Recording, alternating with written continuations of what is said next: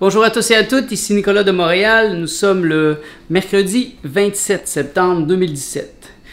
Il est près de presque 10 heures. Ça fait presque une heure qu'on travaille sur les jus, moi et Martha, parce qu'on en a fait beaucoup aujourd'hui. Et je voulais profiter tout de suite du fait qu'ils ne sont pas bu encore pour vous les montrer, pour vous montrer qu'est-ce que ça peut avoir de l'air une journée de quelqu'un qui boit beaucoup de jus. Pour mes jus personnels, j'ai fait 3 bouteilles, comme on voit, 3 bouteilles de jus de melon. J'ai 2 bouteilles de jus de raisin. J'ai une bouteille comme ça, une grosse bouteille de jus de pamplemousse. Et j'ai une grosse jarre de jus vert. Dans ce jus vert-là, j'ai mis des feuilles, beaucoup de feuillage, donc des feuilles de tomates, des feuilles aussi de capucine.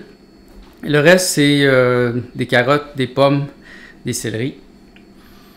Et beaucoup de céleri. Donc. Et ça, c'est mes jus pour la journée. Donc, je vais certainement compléter ces jus-là par un repas ou deux de fruits. Probablement un melon, un gros melon vert. Puis d'autres fruits aussi. Et pour Martha, elle s'est fait un jus vert. Un peu moins vert que moi, dans le fond. C'est un jus quand même de légumes. Et deux grosses bouteilles de jus d'ananas. Et 2 petites bouteilles de jus de clémentine. Donc ça va être ses jus pour aujourd'hui. Elle a aussi à se mettre dans un état d'esprit de jus. Et quand on boit plus de fruits comme ça, eh bien ça libère beaucoup notre estomac pour qu'il puisse travailler sur d'autres choses. En fait, ça nous donne beaucoup d'énergie pour travailler sur autre chose. Et c'est vraiment délicieux, c'est frais, on les a fait ce matin, c'est presque tous des fruits biologiques. Puisque le jus vert, c'est pas très bon de mon côté, je sais pas, je mets tellement de verdure dedans que c'est un peu amer. Donc je le bois généralement tout de suite le matin. Donc genre, là je vais fermer la caméra et je vais boire ça au complet. Afin que ça soit fait. Et je vais pouvoir passer au plaisir pour le reste de la journée, les autres jus de fruits. Probablement que dans mon jus de raisin, je vais ajouter des graines de chia tantôt. Peut-être je vais boire un peu la moitié, je vais mettre des graines de chia et ça va me faire un genre de pudding pour l'après-midi, pour me donner de l'énergie. J'ai reçu une question de Alena à propos du végétalianisme. Voici sa question. J'aime bien ta façon de devenir végétalien avec tout le kit et tout le changement intérieur. Par contre, ça me soulève une question par rapport à des vitamines, minéraux, fibres et surtout quelques suppléments nécessaires pour ne pas devenir malade. Par exemple, la vitamine B12. En fait, j'ai essayé de devenir végétalienne l'an passé et l'anémie s'est présentée plus fort. Donc, je voudrais savoir si vous deux prenez des mesures. J'ai quand même beaucoup étudié la question, bien que je me définis pas comme un spécialiste de la nutrition, mais j'ai quand même étudié la question pour moi, pour comprendre comment ça fonctionne, ces choses-là. Avec toutes les recherches que j'ai faites, et je suis un intellectuel assez hardcore, j'en ai lu des livres sur le sujet, j'en suis venu à la conclusion que pour moi, ce n'est pas dangereux de devenir végétalien, parce que si tu commences à étudier l'alimentation vraiment en profondeur et tu le fais intelligemment, parce que devenir végétalien, c'est pas juste manger de la salade ou des carottes. Il y a toute une procédure à faire, il y a toute une compréhension à faire sur l'alimentation, comment tu manges. Tu me parles de l'anémie qui est venue plus fort. Moi, je crois que, et ça je l'ai remarqué chez beaucoup de gens, c'est qu'ils oublient les mauvaises habitudes qu'ils ont eues pendant toutes ces années. Alors, si pendant 40 ans, tu as mal mangé, et là, tu commences à bien manger, eh bien, c'est évident que ton corps entre en détox. Et là, toutes les toxines qui étaient prises dans ton corps, dans tes graisses, vont commencer à sortir. Et ce n'est pas un problème. Le problème, c'est les vieilles habitudes. Et moi, je l'ai vu dernièrement, quand j'ai fait un jeûne de 2 semaines de jus. J'ai aussi arrêté de me mettre de la crème dans le front parce que ça me piquait. J'avais une irritation dans le front depuis près de 10 ans. Et je mettais de la crème comme comme un idiot. Et là, j'ai décidé d'arrêter. C'était simultanément aussi avec mon jeûne au jus. Et là, je me suis mis à avoir des boutons. Le front était tout rouge, c'était incroyable. Et bien sûr, Martha, elle a paniqué. Elle pensait que c'était une allergie. Elle m'a suggéré d'aller chez le docteur. Mais j'ai dit, non, relax. C'est ma peau qui, enfin, me dit merci, Nicolas, de me laisser tranquille et de me laisser faire mon propre travail. Donc, je pense que le vrai défi est de faire confiance en ton intuition si tu crois que tu veux devenir végétalienne. Et après ça, c'est de faire confiance en ton corps parce que dès qu'on entre dans un régime beaucoup plus doux, moins toxique, ben le corps a la possibilité enfin de se nettoyer, de détoxifier. Et ça vient par vagues, c'est assez incroyable. Et plus on va dans la chaîne, pour moi j'ai comme une chaîne de vibration, par exemple végétalien, c'est la base, mais végétalien cru, c'est encore mieux. Frugivore, c'est encore mieux. Liquidarien, et après ça, breatharian, praniste, ou respirationniste.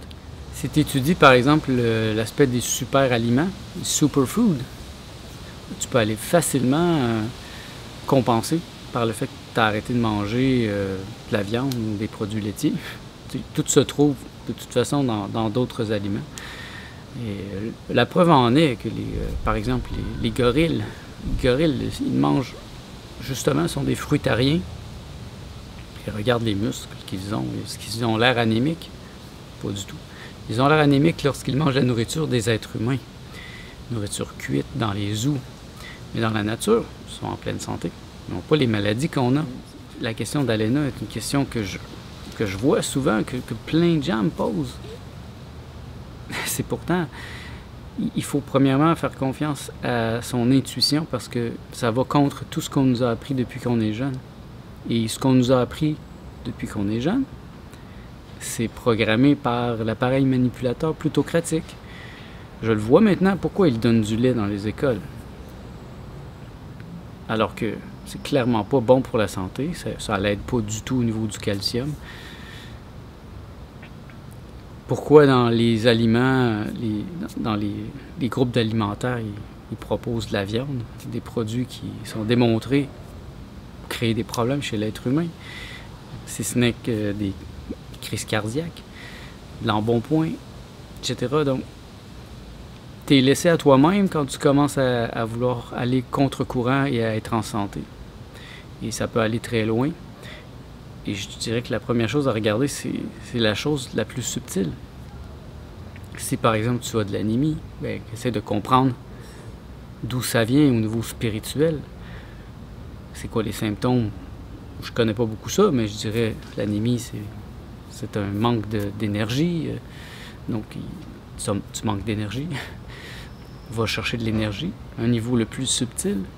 Essaye de comprendre vraiment cette anémie-là vient pas du fait que tu as arrêté de manger telle chose il y a un an. Elle vient de toute une vie de mauvaises habitudes. Et c'est ça le plus dur à accepter, de te regarder tel que tu es.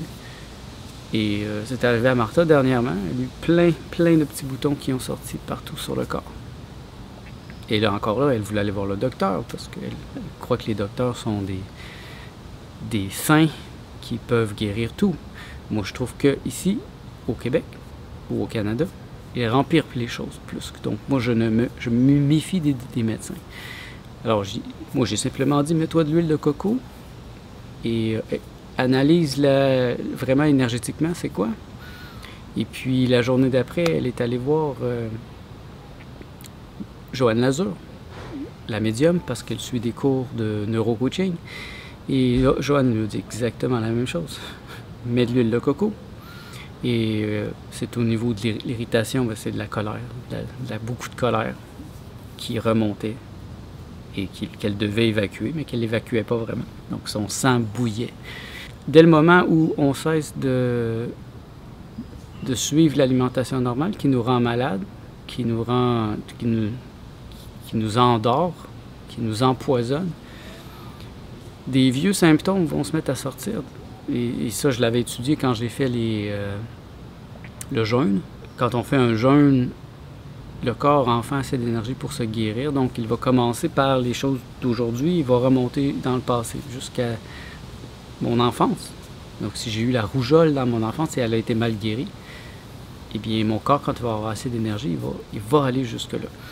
Et même chose d'en haut vers en bas, donc il va régler les choses en haut de mon corps et tranquillement descendre, et de l'intérieur vers l'extérieur. Donc, au début d'un jeûne, il va y avoir toute une réparation à l'intérieur, les organes à l'intérieur. Et ça, il ne faut pas paniquer quand ça arrive. Le danger, c'est de paniquer puis de tout gâcher et d'arrêter. C'est peut-être ce qui est arrivé. Dans ton cas, tu étais peut-être seul. Et tu vois, moi, un des trucs qui a fait que j'ai toujours réussi ce que j'entreprends, c'est que je ne reste pas seul. C'est quand on reste seul et qu'on en se batte avec notre entourage qui ne comprend rien, qui ne veut rien comprendre, mais c'est difficile et c'est là qu'on peut arrêter. Dans mon cas, tu vois, là j'en parle. J'en parle sur YouTube, j'en parle à tout le monde. Je mets ça à un autre niveau.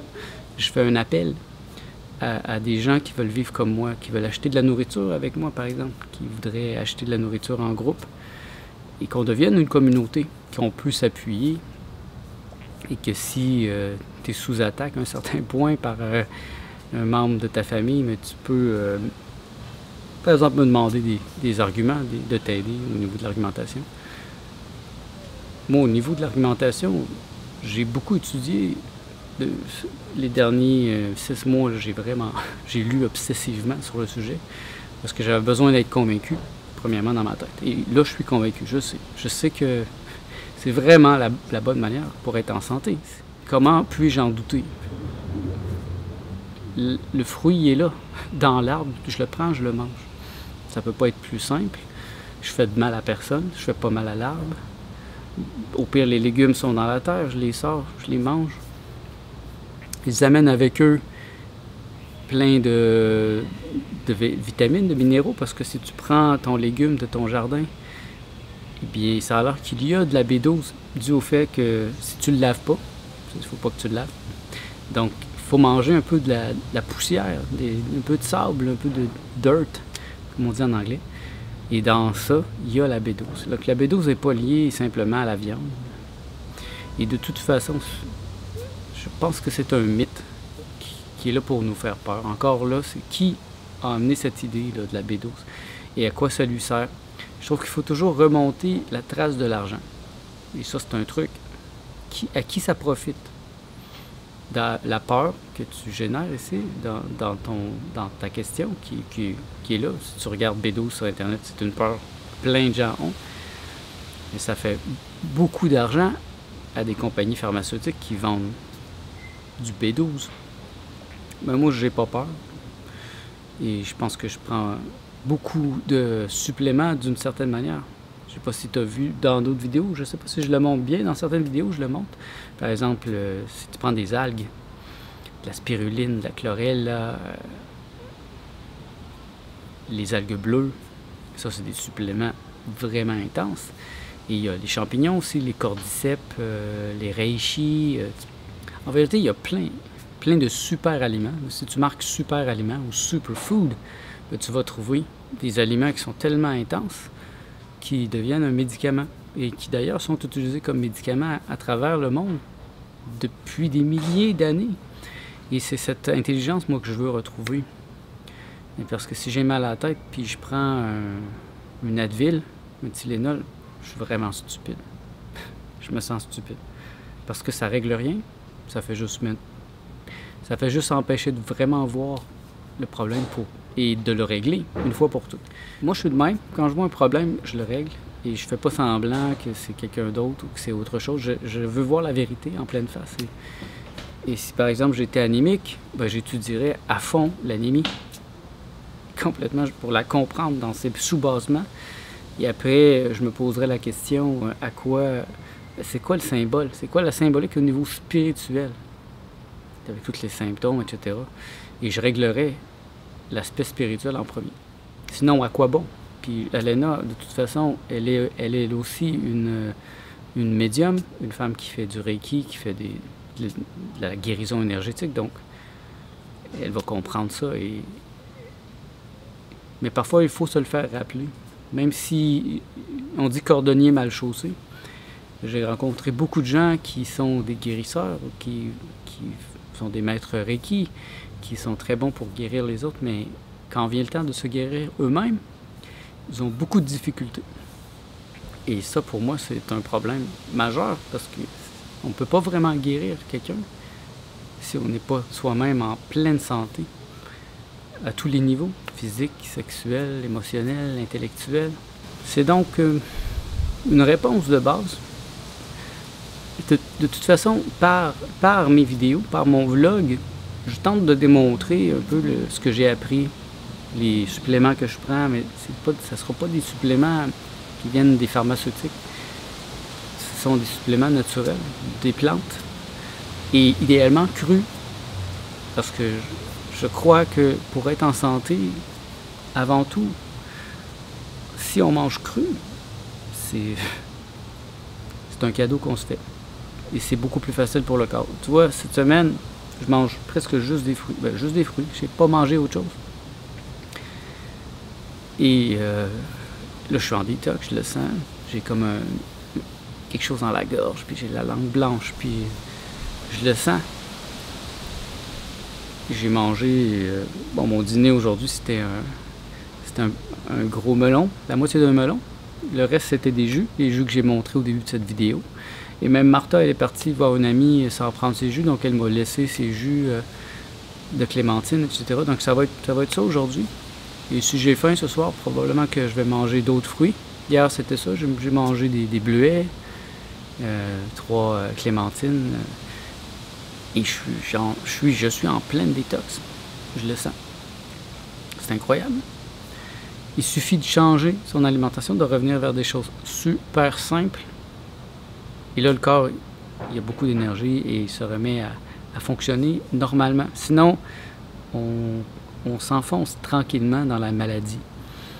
Et à un certain point, il est trop tard. Quand le dommage est fait au niveau physiologique, physique, c'est beaucoup plus difficile de revenir en arrière, alors que si on peut travailler au niveau spirituel le plus rapidement possible, guérir cet aspect-là, le reste, ça va se faire plus facilement parce que les habitudes vont changer. Spirituellement, si on a changé, les gens qui nous entourent vont changer.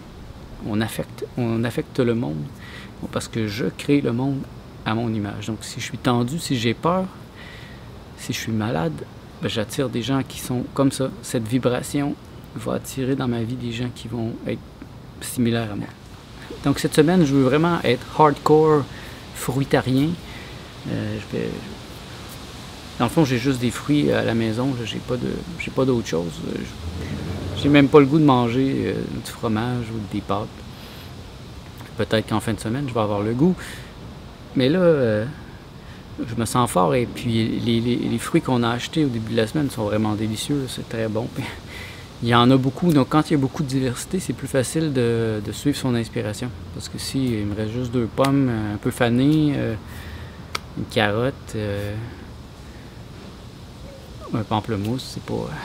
j'ai pas beaucoup de choix. Alors que là, j'ai beaucoup de melons, beaucoup de pamplemousse, j'ai beaucoup de diversité dans les 2 types de raisins. Et vraiment, c'est délicieux. Je pense bien que ça va être tout pour aujourd'hui. Déjà, ma réponse prend beaucoup de place et je tenais à y répondre parce que c'est une question qui revient tellement souvent que, ayant répondu déjà, je pourrais référer à ça. C'est pas une réponse en profondeur. Et si jamais vous voulez une réponse plus profonde, bien, posez-moi la question. Je pourrais aller vous présenter un peu plus mes recherches. Mais moi, je ne suis pas un scientifique et je ne me définis pas comme un scientifique. Donc, je ne voudrais pas prendre une approche scientifique pour démontrer que c'est bon. T'sais. Moi, mon approche c'est plutôt philosophique. Philosophiquement, si je me sens heureux, si je me sens bien, si je sens que je vibre, pour moi, c'est la réponse. Parce que si je suis heureux, si je vibre, ben, je vais être en santé. Tout est là. Tout est là dans l'énergie résiduelle que j'ai à tous les jours. Si j'ai peur un peu, 1 heure par semaine, c'est rien. Mais si j'ai peur à chaque instant, Si je suis déprimé à chaque instant, là, il y a un gros problème. Et si je suis heureux, moi, je suis heureux, je suis vraiment heureux ces temps-ci. En fait, ça fait longtemps que je suis heureux, là, mais j'aime ma vie, je suis satisfait, je performe, je suis content de ce que je fais dans tous les domaines que j'aborde. Et ben, je vous souhaite la même chose. Oui. Filou. Oui.